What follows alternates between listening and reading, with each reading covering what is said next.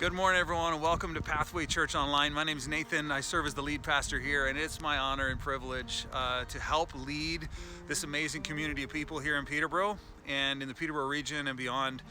We're seeking to take steps in Jesus' direction every single day.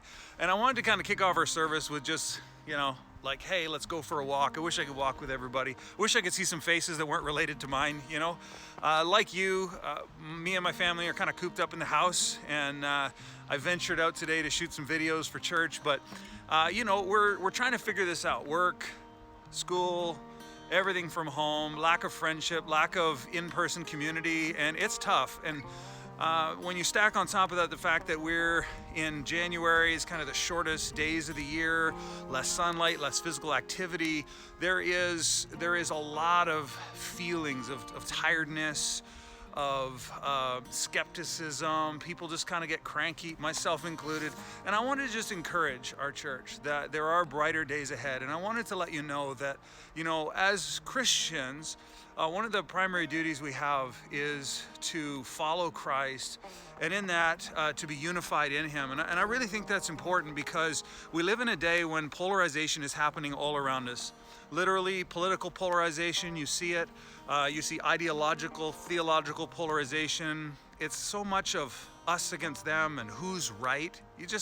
Everyone's picking sides, picking teams.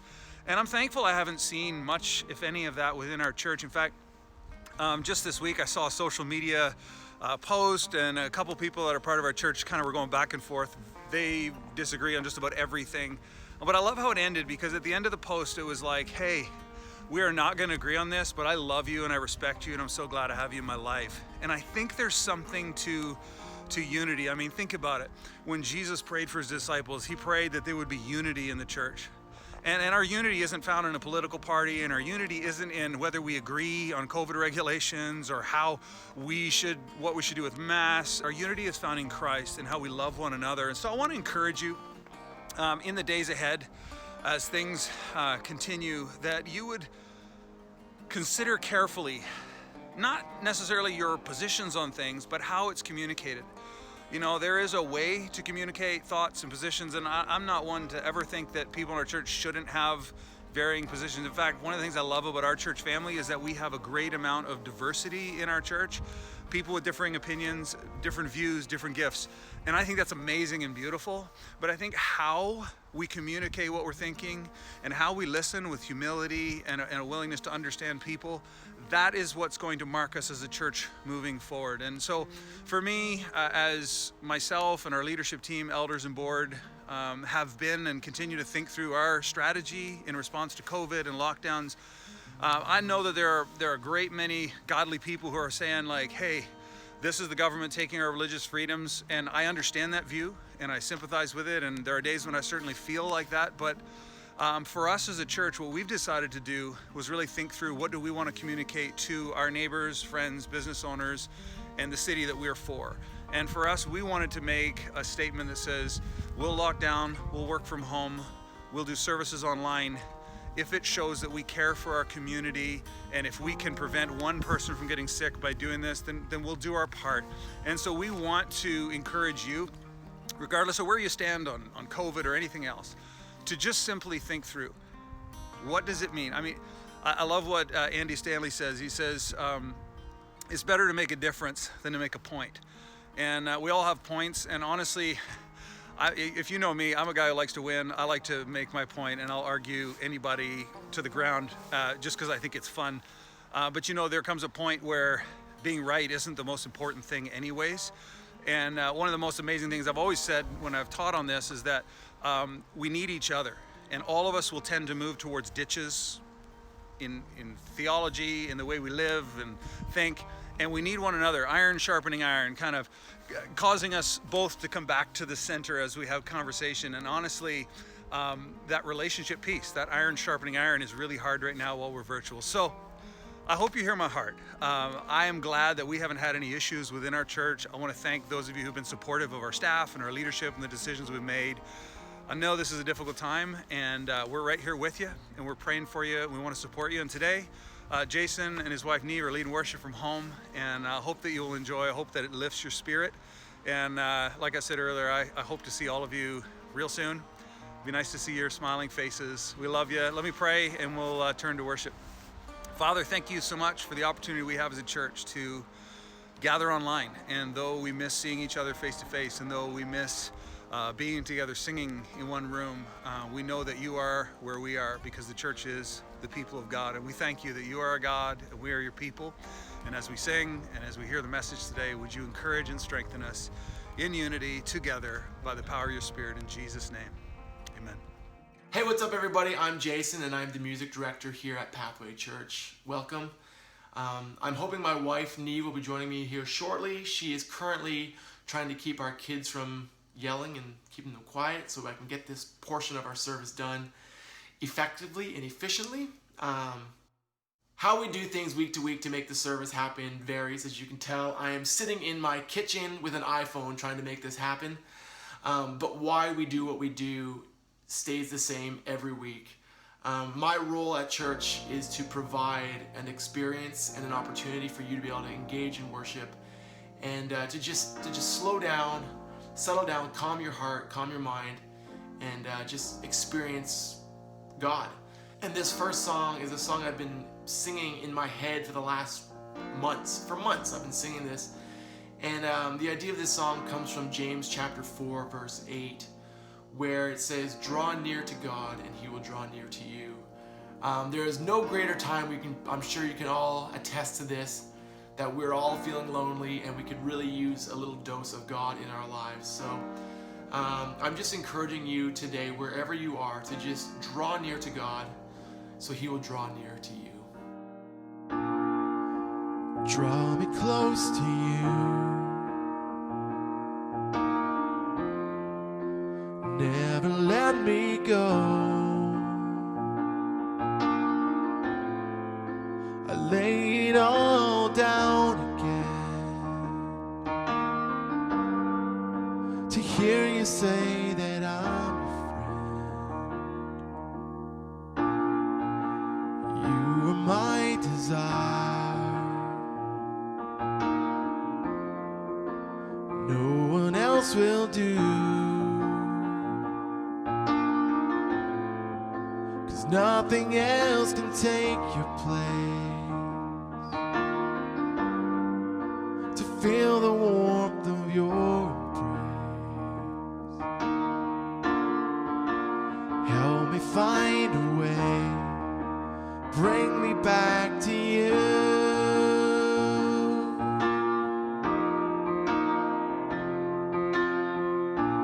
You're all I want. You're all I've ever needed. You're all I want. Help me know you are near.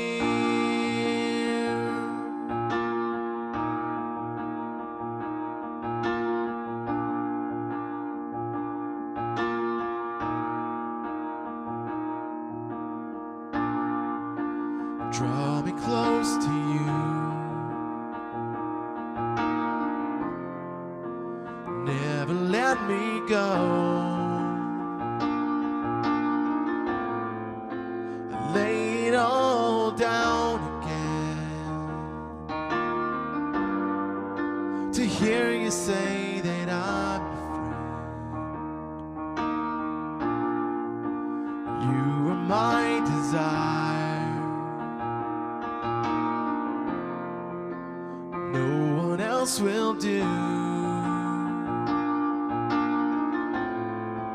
'cause nothing else can take your place.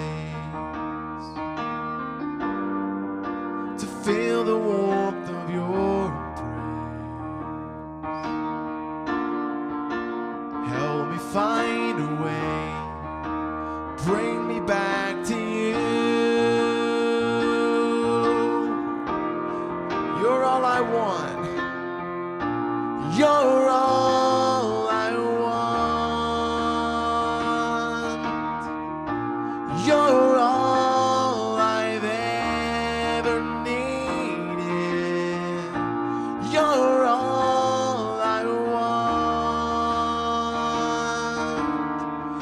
Help me know you are near.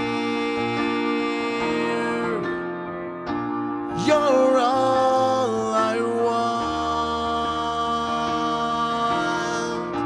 want. You're all I've ever needed.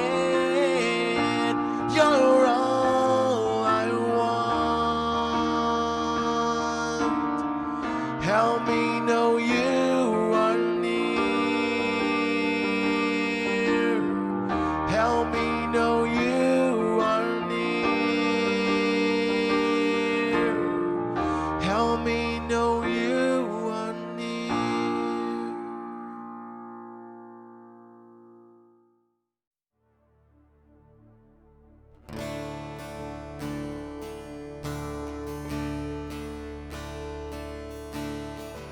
I see the King of Glory coming on the clouds with fire. The whole earth shakes. The whole earth shakes.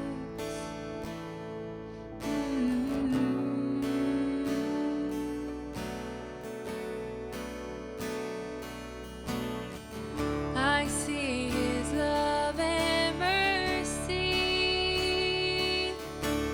washing over all our sin. People sing, people sing. Hosanna, Hosanna, Hosanna in the highest. Hosanna, Hosanna, Hosanna in the highest.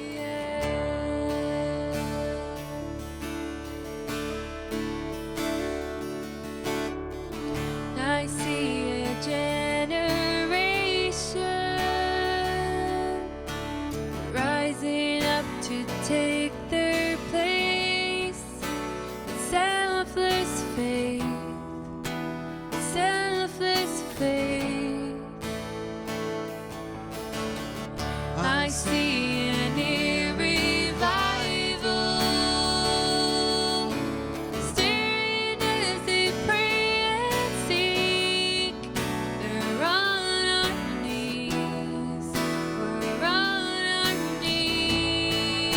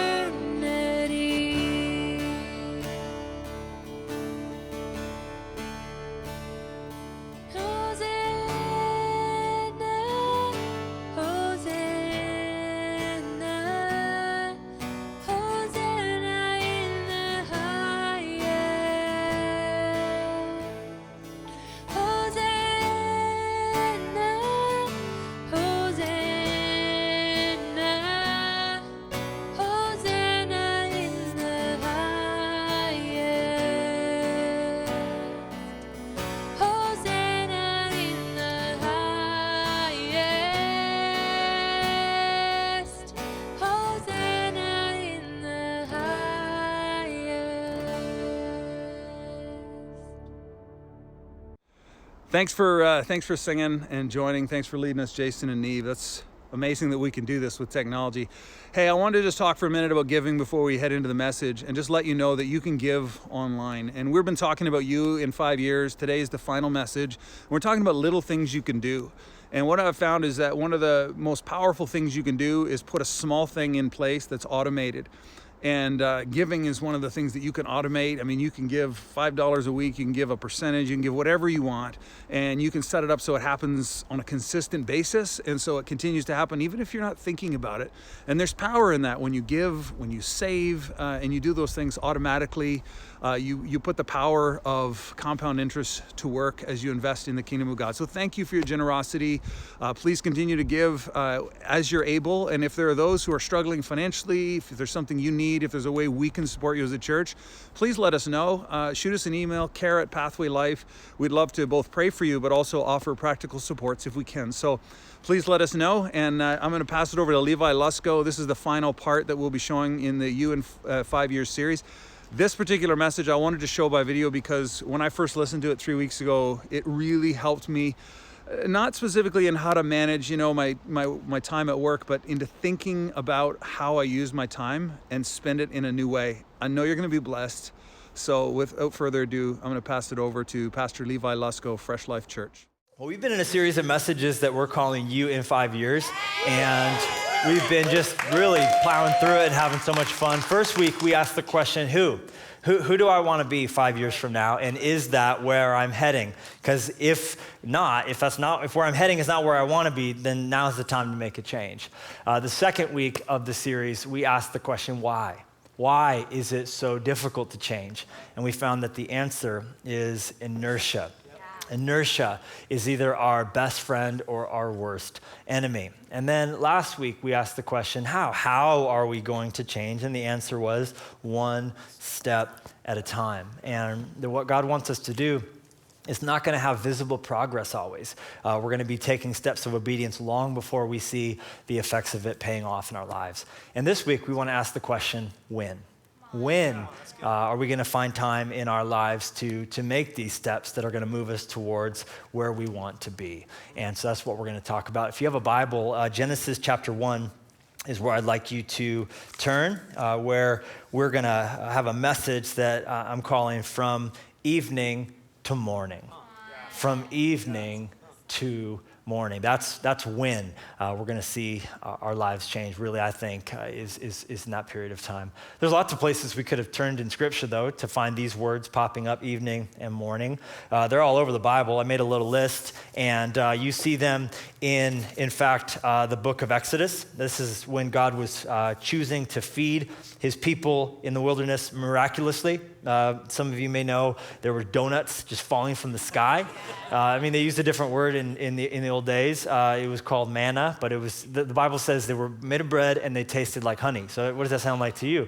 Krispy Kreme donuts falling. But they also had different meat that came. But look, when did they eat? They ate in the evening, and then they ate in the morning. That's when they had the one, and that's when they had the other. Meat in the evening, and then donuts in the morning. Sounds about right to me. Then we could also look at Psalm 90, when the psalmist is describing how a whole life is like a day. A whole life is like a day. He said this, in the morning it flourishes and grows up. In the evening it's cut down and withers.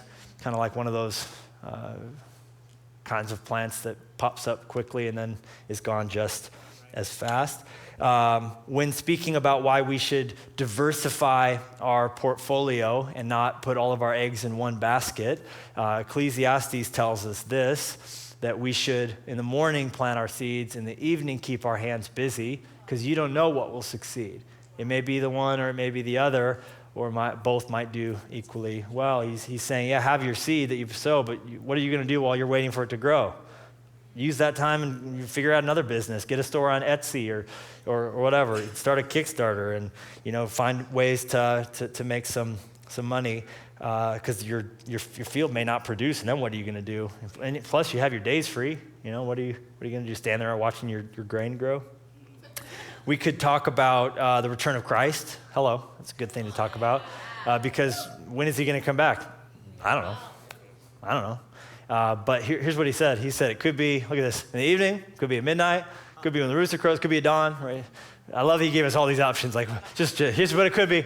Jesus, when are you coming back? I'm going to tell you when. They're like, okay, got a pen. Okay, great. Could be in the morning, could be nighttime, could be bedtime. They threw their pen away. Like, okay, I see what you did there. Look, very clever. Well played, right? I'm not going to go on, but 40 times in the Bible, the word evening and morning show up in the same verse. So it's really a theme all over the place. But my favorite is the first. Literally the first part of the Bible, the first chapter of the first part of the Bible is Genesis. And in chapter 1, verse 1, you can't go further back than this, guys. It says, in the beginning, God created the heavens and the earth. The earth was without form and void, and darkness was on the face of the deep. And the Spirit of God was hovering over the face of the waters. Then God said, let there be light, and there was light. And God saw the light that it was good, and God divided the light from the darkness. God called the light day, and the darkness he called night. So look at this. The evening and the morning were the first day. First time days pop up in the Bible, they're defined in Scripture this way as an evening followed by a day. That's different than how we think about it. We actually think about it quite confusing because the day actually begins at 12 a.m., but we think of a brand new day as really when we get out of bed in the morning. So we think of a day, a brand new day. Man, I've got a brand new day in front of me. Coffee, a whole day in front of me. Well, technically, we've been in that day since midnight, but Scripture's picture of a day starts when the sun goes down. Wow. It starts when the sun goes down. And that's how the Jews reckoned time. They viewed it from sunset to sunset. That's the 24-hour period. It's the evening followed by the day. The evening followed by the day. The evening's the beginning of the day. Then you have the whole day that follows. And here's where we're going. I want us to focus on a day. And if we think about a day in terms of 24 hours, we'll give each hour a line, okay? So I'm gonna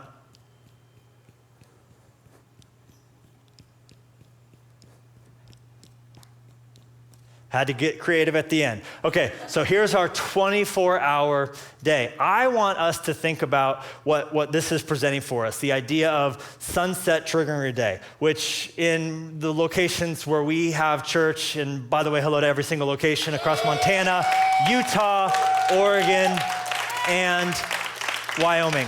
Also, hello to Church Online, Fresh Life TV. So glad to have you with us. So in the area at this time of the year, 5:30 p.m. is on average when the sun is going down. And if we think about when it's, generally speaking, rising up, we're talking about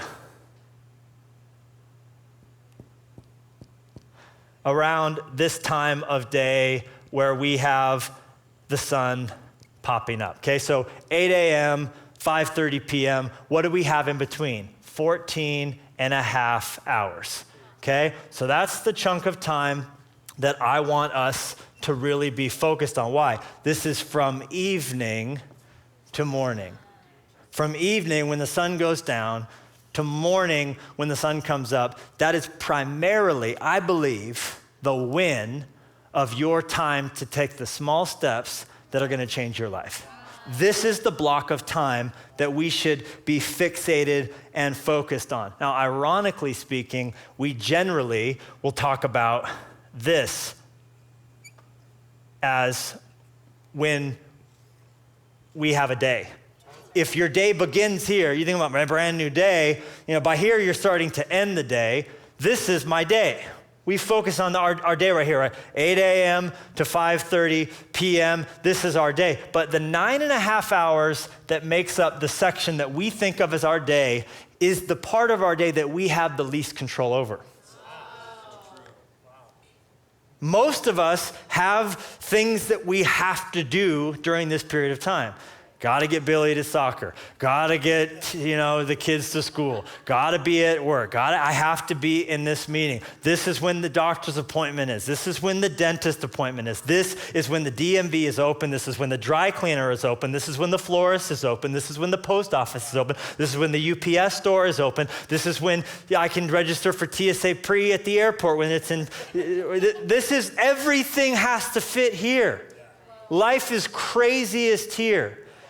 This here is messy and dirty and chaotic and full of unpredictability, even on the best of circumstances. So we tend to focus on and to push things towards what we have the least control over, and we neglect the far superior period of our lives that is probably the most disproportionately powerful when it comes to actually affecting the life that you live.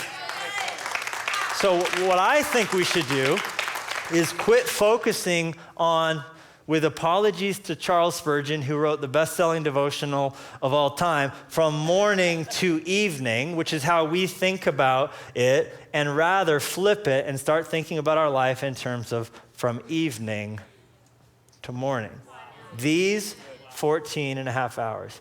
I like to sometimes put my whole message into a neat and tidy sentence so that if you tune out or have narcolepsy, that you'll still get the essence of what I'm trying to say. What I'm trying to say in this message is this: if you anchor your evenings and your mornings, then in the middle of the day, come what may, you've already had a great day. That's my message. Anchor your evening, have a killer evening, and have a killer morning, and what happens in between those two. Focus on this, anchor it right here, and in this part, come what may, you've already had a terrific day. You've had 14 and a half rocking hours, so if and you're gonna give your best on the 9.5, but if all goes sideways and you get dragged into another meeting and you're thinking this doesn't really pertain to me or whatever else goes sideways, traffic and craziness and blah, blah, blah, and Billy, I get it, but you've already had a great day because you're anchored in the evenings and the mornings, so come what may. What I'm trying to say is it's really hard to have a bad day that starts and ends well. Possible, but really difficult to have a terrific evening, have a phenomenal morning, and have that at the end of the day be a bad day. 2 ways, this is a 2-point sermon, guys. 2 ways to live this out. Number 1, it's real easy. Ready? Get sleep. Number 1, get sleep. Number 1, get sleep. No response, no reaction, get sleep. I'm saying your job, your first thing, your response in this is to get sleep, okay? Why is that so hard? Why is that so hard? 2 words. His name is Thomas Edison. Thomas Edison is ruining your life. And Thomas Edison, and with that sassy look on his face, this is the most sinister looking Thomas Edison I could find. There are so many where he's jovial and old. No, I went with this one. Right? I wanted mad scientist Thomas Jefferson. Why is Thomas Edison is what I meant to say, ruining your night's sleep? Here is why. It's in my pocket. It's an incandescent light bulb. The day was December 31st. The year was 1879. And for the very first time at a public setting, Thomas Edison flipped the switch on one of these bad boys, and the whole world found out what could happen when there was this unnatural light that could be commanded at the touch of a button. At the time, before Thomas Edison gave us this, on average, on a weekday, your great-great-grandparents, 1879, were sleeping 10 hours per night. All across America, the average amount of sleep that people got in this block was 10 hours. Flash forward to present time, the average American, with the addition of the bulb, on average, on a weeknight, 6 hours and 51 minutes. We've gone from 10 hours of sleep to 6 hours and 51 minutes of sleep per night. That's not an improvement, in case you're wondering. Why? Because now we have lights that can sustain life and cause activities to take place whenever we want them to. I mean, you think about in those days when there wasn't incandescent light that you could flip a switch and have it on, you could only do what you could power with candles. You could only do what you could power with lanterns. So you were much more limited in the activities you could do. And when the sun went down, gasp, you went to bed. When the sun went down, man, craziest thing. Let's eat, let's talk for a while by the fire, and then let's go to sleep. Yeah. Let's just get crazy and go to sleep. But now we can prop ourselves up, and you can have lights on whenever you need to. And so we are getting less sleep because we have light. And of course, we could go further from Thomas Edison and talk about Bill Gates and Steve Jobs, and now with the screens and the blue light that comes in and what that does to our sleep patterns and our body's ability to produce melatonin and all of that. We won't get into all of that, but suffice it to say, Edison as a picture of electricity and what that has brought into our lives has diminished our ability to get good sleep. And that causes a raft of problems. Like what? Like the fact that Sarah Medic, who is an associate professor of psychology at UC Riverside, she said this. She said, look at it. I'll just read it off this. It's bigger than in my notes. Studies have conclusively linked sleeplessness to irritability, anger, depression, and mental exhaustion. You could Google it yourself, but basically, bottom of the deal is you don't eat well when you haven't slept well. You're not in a good mood when you haven't slept well. You don't have as much energy when you haven't slept well, and just everything kind of spirals out of control. This is the base that holds this all in place. And when you haven't gotten that good amount of sleep, you don't have that foundation going into the next bit. They say you're even more susceptible to sickness. A study was done where they grabbed two groups of people, and the way they got them into the groups was they had them each write down how much sleep they got every night for 14 days, and they all came back in and turned their numbers in. But what the people didn't know when they came back in was that they were being divided into two groups. The groups of people who were getting 7+ hours of sleep per night in that period, and those who were getting 7- hours of sleep in that period. And while they were all reporting the numbers and talking, they didn't know this, but they were all being exposed to the rhinovirus, to a common cold. Common cold.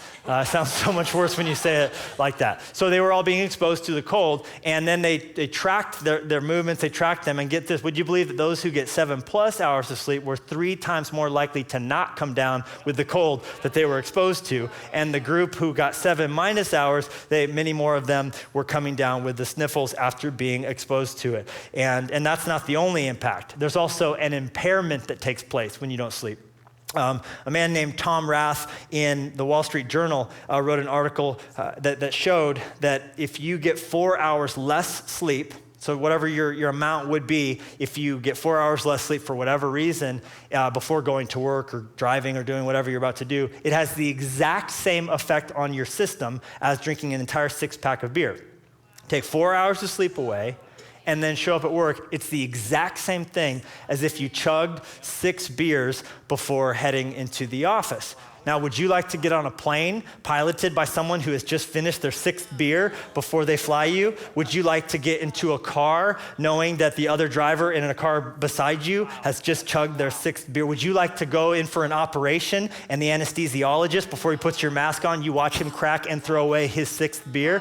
Well, why on the world would you want people to have to be around you or dealing with you if you got that lack of sleep because you're impaired in your ability, and it goes on from there. More than that, so all-nighters or whatever else we would do because of burning the candle at both ends that would cause us to not sleep well, it has an effect on our body. What is the optimal amount of sleep? They say the amount is 8. That is the amount of sleep we should be shooting for, though in study after study, top performers, meaning people who perform well, get on average 8 hours and 36 minutes. So we would think, man, 7, I'm doing great, or man, on an amazing night, I'm getting 6, when we should just be thinking higher on the rest that we give to our bodies. So number 1 assignment, new day begins because the sun's gone down. Well, we think about the fact that we're wanting to get to sleep. So what do you do if you're starting to prepare yourself? Well, you do all the things necessary that will move you towards it.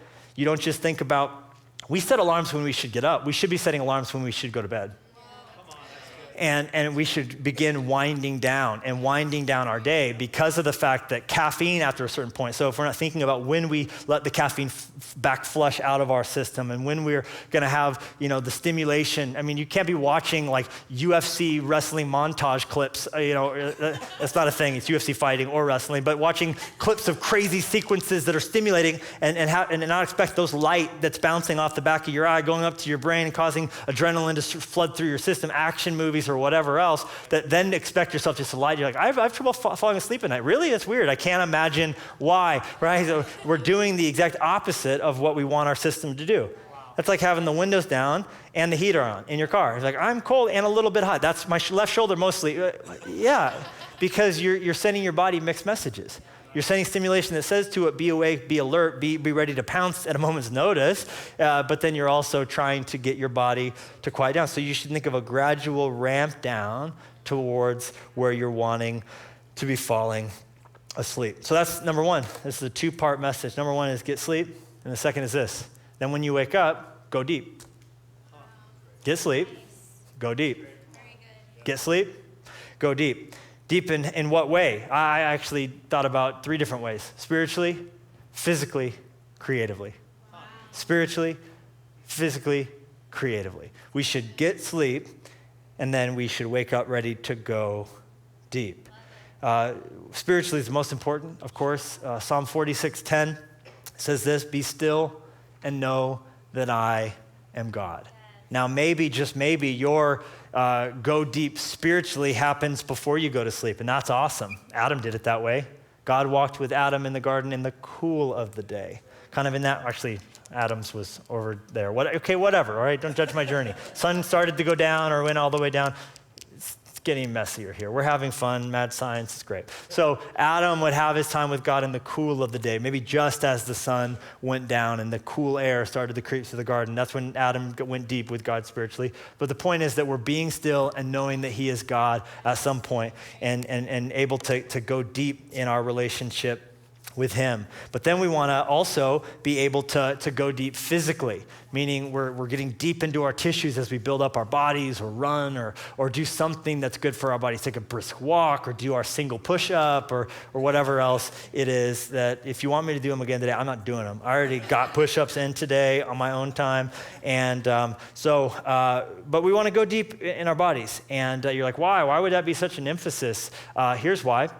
When you work out physically or do some sort of physical activity, it has the same effect on your body as taking a little bit of Prozac and a little bit of Ritalin. That's what they say. Prozac and Ritalin. Prozac helps your mood. Ritalin helps your focus. And we're living in a day where so many are looking to drugs to help their mood, looking to drugs to help their focus. And I'm certainly not saying that if you need drugs to do any of those things, as your doctor works with you in your life, that's a problem. But what I'm saying is that many of us are looking to drugs to do what we actually could bring about in our own lives. We're the most over-medicated generation that's ever lived, hands down. And to think about the fact that in exercise, we are given a natural mood-altering, focus-enhancing thing that we can do for ourselves. Now, I don't know if you like to go to the gym at night or if you like to go to the gym in the morning, but I can actually make the case as to why you would be better off having that be in the morning. The effects of the Prozac and Ritalin type enhancing on your system only last for 12 hours. So if you work out in the evening, the biggest benefit is happening while you're not awake to actually appreciate it. So if early in the day you're finding some way to get your system going by working out, you have 12 hours of that ongoing to use however you want. So we want to go deep spiritually, we want to go deep physically, and we want to go deep in our creative endeavors. Why would we focus on creativity? Because I maybe just lost those who work in IT or accounting or engineering, and you're like, oh, great, it's the message for the arts. Actually, I would argue that based on my reading of Genesis 1:1, God, the creator, created us. We then are his creation, and we were, listen to this, made in his image. Or to put it another way, we were created to be creative by a creator, And whatever we're called to do it creatively. To creatively come up with IT solutions, to creatively come up with engineering solutions, to creatively create art and photography, to creatively parent, to creatively lead, to creatively approach politics or filmmaking or fashion or whatever line of work that God has us in. And you want to go deep in your creativity. And I'm speaking specifically now about growing. I'm speaking specifically now about creating. I'm not even talking about 9 to 5, am I?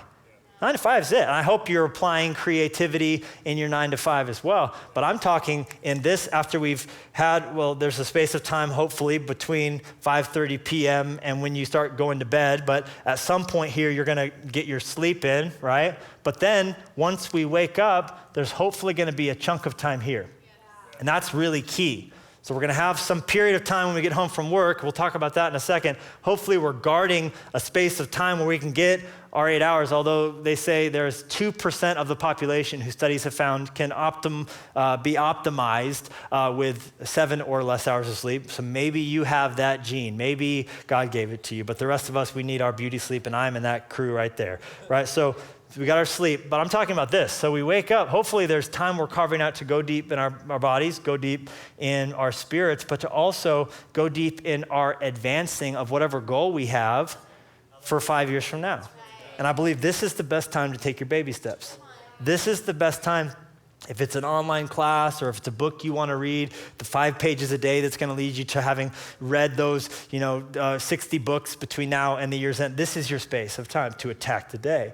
And I find this to be just the most uninterruptible time, or it should be, in our lives, because the whole rest of the world isn't functioning yet. So you shouldn't expect the phone calls. You shouldn't expect all of those normal routine interruptions. So it should happen right there.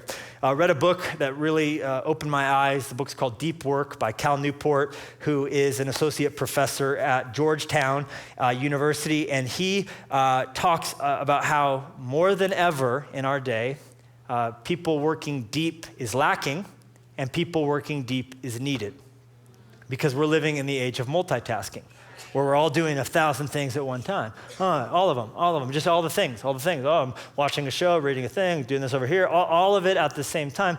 In the book, he makes the case that true multitasking is a myth, that our brains can actually only do one thing at one time.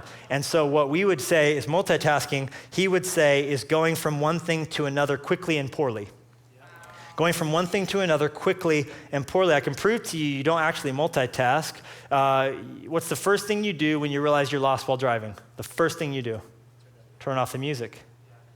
You didn't mind it when you were just zoning out on driving, and a lot of times we can actually drive on autopilot, so we actually can be appreciating the music because we know where we're going. But the moment you realize, I don't know where I'm going, now you're actually wanting to drive, and so you want the music off, because you weren't actually multitasking. You were just listening to the music and driving on autopilot. Now I want it off so I can focus on driving for a quick, hot second. So he talks about deep work, meaning where we actually bear down on one thing and give all of ourselves to it. Because what happens when you go from thing to thing to thing to thing is, he calls in the book, attention residue. He says they've actually can track in your brain how when you move from one task to another, there's tiny hooks your brain has that stay in the previous task. So you move on, but there's little hooks that are holding on to the last one. And the more things you open up, the more hooks from your brain are pulled in all these different directions. And every time you make a jump in what you're focusing on, you have less of yourself to give to it, because there's all these hooks that are tying you up, and there's much less of you that can go into this thing. And so what we need to do is focus on deep work, where we actually give ourselves in a serious way to one thing at a time. Alexander Graham Bell, somebody who contributed to the world in a pretty profound way, found time to work deeply, and he explained how this is all possible this way. Concentrate all your thoughts upon the work at hand. The sun's rays do not burn until brought to a focus. Think of it. You can use the sun to create fire, but only if you have something that can focus it. If you have a magnifying glass, you can turn the sun into fire, but it takes focus to get the flame. I fear that so many of us, we're approaching, even when we try and do something, the job of starting a fire, you hoping the sun will do it, knowing the sun has the capability because it is a giant ball of fire itself, but just hoping it's going to spontaneously combust in front of us. Meanwhile, we're not putting up the lens that will cause our attention to be focused on that for a period of time. So how do I do this? And I wanted to get ultra specific here just to kind of show you my notes a little bit on how I live this out. Number one, I make a plan. That's number one, under go deep. I make a plan, and it applies to getting sleep as well. What does that mean? Well, failing to plan is planning to fail. So I have a plan. When I wake up, my wake-up ritual is 5:30 a.m., and I know that 9 a.m. is when the team that I work with is at work, and so I know that's when the day really begins. So my 5:30 to 9 a.m. is my period for deep work, and by the time 9 a.m. hits, I want to have gone deep spiritually, gone deep physically, and gone deep creatively before the day ever starts. Before the day ever begins. So writing books, anything that I'm doing, learning about something, reading books, that's gonna fit in here, and I'll throw a little bit reading at you in a second as well there, because that's how I wind down instead of watching shows on my best days. All of this is on the ideal day. All of this, because my wife's in the room, is on the ideal day. Famous coach of UCLA, Coach Wooden, calls this a masterpiece day. I'm describing to you my masterpiece day where I have a plan going into it. Benjamin Franklin was really good at the planning aspect. He would obsessively plan out his day and regiment every minute. And the first thing they say he would do, his feet would hit the floor. Apparently he would wake up and according to his plan, he would ask this question: what good shall I do this day? That was his plan. How much better would our lives get if we would wake up saying, what good shall I do this day? So we make a plan. We talked last week about how we should be recording things, right? We should be taking notes of our progress. Did we get our push-ups in, et cetera? The Seinfeld method or whatever you would use. They say that simply measuring something improves it. Simply measuring something improves it. So even the act of recording it is going to improve it. So we make our plan, but then how do we find out whether we followed our plan? Here we go. We take notes. Simply measuring something, we automatically improve it. I've been reading a lot of history lately. I've been really interested specifically in like the Civil War period and the Revolutionary War period, and I was watching and reading documentaries and books about the subject pretty aggressively lately on a kick. And one of the things that fascinated me was realizing how we have the history we have is because people took notes of their daily lives. People took notes of their daily lives. Otherwise, how do you get it? How do you get any of that history if there wasn't note-taking by tedious detail at times by average people? Like when I was looking into Abraham Lincoln's assassination and John Wilkes Booth and all of that, I don't know if you realize this, like it was normative in that day for people to write in their diary every day. Every day. You think of the Dear Diary, oh, that's cute. What are you in 6th grade, right? No, it was like the thing, apparently. John Wilkes Booth wrote in his diary the day he killed Abraham Lincoln after having broken his leg landing on the stage, jumping on a horse, riding through town, ending up hiding out in this barn. And what does he do? He's tuckered in, his bones sticking out of his leg. Dear Diary, right? And he literally entry in his diary that day about, killed the president today. And now, of course, that's crazy, but we only have the details we have of it because there were those who wrote down notes about it. I'm reading this book about the Revolutionary War and President George Washington and all this, and it's just amazing how many times they're quoting people directly about that day's battle, telling exactly how it was. I brought a couple examples out of the book I was reading.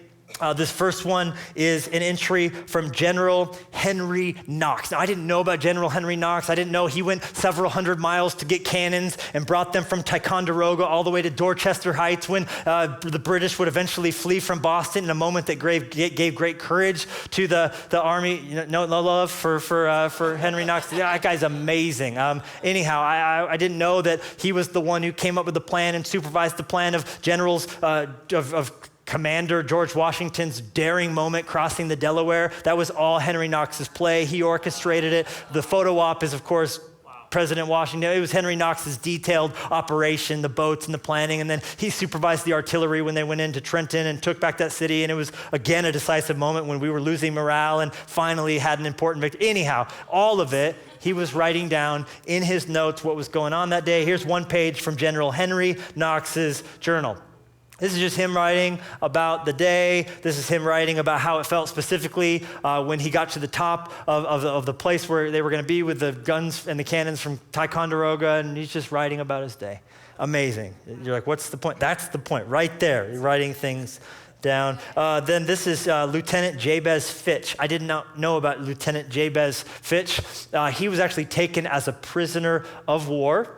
And the British general who was over the prison ship where Jabez was taken into custody was a man named British General James Grant. I have a picture of James Grant. This is actually a drawing. He was apparently notoriously fat and a really mean man who looked down his nose at the scoundrel American rebel colonials. But in the picture I just showed you, on this day, Jabez was writing about how that day, General Grant just had a momentary nice day and fed mutton to all of those in the prison ship where Jabez was staying. And so apparently, if we could go back, Colonel Grant decided, look at the picture of him one more time, decided, I'm eating mutton for dinner for sure. I'm going to share some with the prison. I just thought that was fascinating. And I'm so thankful that Jabez had the presence of mind to pull his diary out while on a prison ship where hundreds are dying of disease all around him and write about the fact that he was really grateful that he got to have mutton chops for dinner on that particular day. So here's my question. If you're living history, which you are, if the God who made the heavens and the earth loves you and lives in you and is a part of working in your life and goes before you, and you're a part of the greatest thing that's ever happened, the advancing of the kingdom of God, the building of the local church, the changing of lives, and every day, whether you go to work as a banker, or you show up as a soccer coach, or you're an assistant chemistry professor at a community college, that you have God inside of you wanting to blaze the light of Christ from your eyes and to other people. If you're living history, who's going to know what God did through you if you're not writing anything down? And I have found just great help from not only having a plan about what I want my day to be like up here, but then after I live it, to come back around, and before I go to sleep, part of my beginning to shut down ritual is pulling out a diary and taking some notes about that day. Wrote 1,000 words for the new book. That's a small step. Doesn't the book have to be like 50,000 by the time it's printed? Yeah, but I wrote 1,000 today, and I wrote 1,000 yesterday, and 1,000 yesterday, and 1,000 yesterday, and 1,000 yesterday, and 1,000 yesterday. How long you got? I got 18 days right now on my chain, and I'm excited about that. And so you think about the fact that when I write that down, I get a smile, and I'm excited I get to write that down. And I get to write down how to meeting about new campus location, how to meeting about small group situation, how to meeting. And that's all going to be in this block here. And I don't have as much control about that always. There's certain things that I don't want to do, but I got to do here, but I get to pick all about right here. And I get to choose all about right here. And one of the things that helps me is not just having a plan for the day. I'm gonna go deep spiritually, go deep physically, go deep creatively, but I'm also gonna take notes or better myself or learn something or whatever it is right there. But I'm also gonna take notes on it. And it also gives me pause before I do it, thinking about wanting to write it. Because I write down in my journal if I've had not the day that I wanted to have. Didn't kill it here. Didn't crush it as a dad here. Didn't crush it as a husband here. Wasn't the boss that I want to be here. And it gives me pause living it when I think sometimes about having to write it.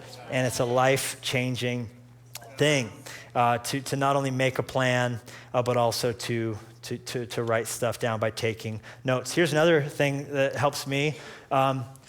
Use time blocks. Or you could write down next to that just chunks of time. We think about a lot of things at the same time. We should be thinking about chunks of time. Sometimes it's 2 hours to write one of my writing goals in my time, but sometimes it happens in 45. But what I'll do is I'll give chunks of dedicated effort of usually an hour to whatever I'm doing. And when I think about blocks of time like that, I'm gonna intensely focus on this for an hour. If I have to pee, I'm gonna stay here. If I think about something I wanted to text, I'm gonna stay here. If I think about something I wanna tweet, I'm gonna stay here. And so I have a chunk of time and I'm doing nothing but this. And the only way to guarantee you're gonna think of 7 things you need to do is to sit down and do only one thing. And the temptation is to flip from thing to thing to thing, hooking, and then you can't move and you wonder why. But instead to say, that's all I'm gonna work on for 25 minutes or 60 minutes or 40 minutes or 30 minutes, chunks of time, blocks of time. I've read a lot of different time management books, and all the gurus say time blocks are the #1 power tool of deep work and productivity. They're the #1 power tool of deep work and productivity. They say your brain actually works in waves that are 90 minutes long. And if you ride the wave of effort for something for 90 minutes, then you should give yourself a little break. And you should not use that break to throw Netflix on or to go on Instagram. The best thing to do would be take a walk, quick to lap around the block or something, that's just sort of a way to refresh yourself before you plunge in again and ride these waves. Again, on my plan, it's this. Until I've checked off my 3 boxes of deep spiritually, deep physically, and deep creatively, I don't want to give my brain the dopamine hit of reading email or social media. Now, I don't always make it through that. Sometimes I do it the other way around and then I am sad. But my goal is to use email and social media as candy for my brain. And once I've accomplished something that I set out to do, then I'll give myself, I literally will say, now you get a treat. I'm treating myself like a dog because that is the effect on your brain email and social media has. It's like a little piece of candy and you'll want it again. And if I give it to myself without having done the trick as the dog that I am, then I'm gonna just want the candy all day without having done something. So as a reward, I will open up email. And you're like, that's work. I know. It's work, but it's the bing and it's the new emails and touching and shining things. They say it's much like the slot machine arm, that it's got an addictive nature. So I save email, even if it's work email, as the reward for having accomplished it. That's part of my plan. That's part of my time block strategy. There's a third. You should find ways here and here to be inaccessible. Unaccessible, airplane mode, not near your phone, whatever it is. Now you're like, that gives me the creeps. That gives me the creeps because I gotta be reachable. And of course, if you got kids that are doing something, there's exceptions to the rule. I think phone calls are a pretty good exception. You can turn data off, but still have phone calls on, emergencies and all that. But we have this need that's a relatively modern notion of constant accessibility being a huge priority. But let's back up. The Revolutionary War was won with what sort of correspondence? Mail. I've read George Washington's letters in the thick of battles, writing Continental Congress for permission to do something. I want to light New York City on fire when we leave. Can I? Just waiting for the mail to come back. You know what I'm saying? Like, time's of the essence. But he was writing a letter, and so we did okay, right? George Washington relied on letters. And then I thought about how the fact that we put a man on the moon without text messages or email. And just to think about this idea of constant accessibility being so important is a relatively modern thing. So choose to be inaccessible at times, and that will actually help you as well. Then here's a kind of final idea that's been helping me, is the idea of letting the sun go down on technology. Sundown on technology. So I have pockets of time for social media, pockets of time for email, but then when I get to this point here, the sun's going down on my day, I wanna have a sunset technologically speaking, a digital sundown. In the book, Deep Work, Cal Newport actually says he shuts his computer down and he turns his phone off after one last check, and then he actually says, shut down complete. Shut down complete. It's this little ritual he has, shut down complete, that's done. Then he can go and be present with his family. Then you can actually go and give yourself to the dinner and give yourself and be fully present for your wife or your husband, fully present for your kids, that you've leaned into that kind of a sundown. And so when you've done all of this great sleeping and this crushing it in the morning, and you've got a wonderful evening that moves you towards going to sleep, come what may right here, you've already had a phenomenal day. You've already had a phenomenal day. And that will keep you from becoming crooked in the ways that life will take you otherwise. What did I say? I said that we got to have an anchor. We got to have an anchor for our lives. If we're anchored here, then come what may, you've already had a great day. In Jesus' name, amen. Father, we're grateful for the model you gave us in creation of the sun going down, new day beginning, and Adam meeting with you and going to sleep and waking up to do all that you called him to do. And I pray that we would just take advantage of the time that we do have that we can control. It's easy to focus on what we can't do and the time we don't have. Right. But I pray that we would all remember time is spent, not found. We'll never find time. We choose to spend time. We're all given the same 24 hours, and I pray that you give us the grace to spend it well. In Jesus' name I pray, amen. Well, thanks for joining us this morning. I hope that message was helpful for you. I hope you feel inspired and ready to tackle your week. I'm so grateful for each and every one of you, and I can't wait to see you. In fact, there are a couple ways we'd love to connect with you in the next few moments even. If it's your first time with us online, we have a link that has a little form you can fill out that just lets us know who you are, and we'd love to connect with you. We also have a virtual lobby that's going to be open in just a few minutes on Zoom, and if you'd like to see a friendly face you haven't seen in a while or meet someone new, we'd love to have you jump in and just say hi for a couple of minutes as if we were, together in one space. And also, if you're new to the church and you'd like to learn more about us and connect with us, we have an event tonight on Zoom at 8 o'clock called Next Step, and there's links in the description below for you to connect with us. So thanks for being with us, and we'll see you next week as we tackle a subject that I think affects every single one of us. And we're gonna be talking a little bit about mental health, and you're gonna hear from some of the ladies in our church who have been doing some great work in preparing resources and supporting our church when it comes to mental health. And we're also gonna be launching some resources and information that I really believe will help you guys out. Listen to me, I'm out of breath and I'm just going for a walk. So, new year, new me. Great to see you. Have a great weekend.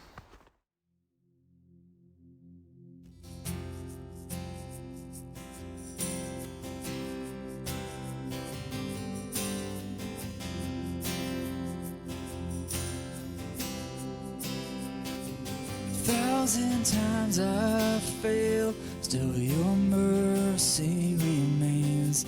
And should I stumble again, I'm caught in your grace everlasting. Your light will shine when all else fades, never ending. Your glory goes beyond all fame. My heart and my soul, I give you control. Consume me from the inside out, Lord. Let justice and praise become my embrace, to love you from the inside out.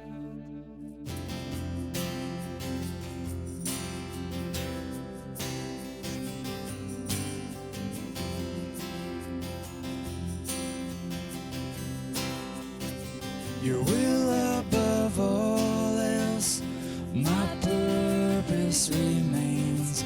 The art of losing myself in bringing you praise everlasting. Your light will shine when all else fades, never ending. Your glory goes beyond all fame. My heart and my soul, and I give you control. Consume me from the inside out, Lord. Let justice and praise become my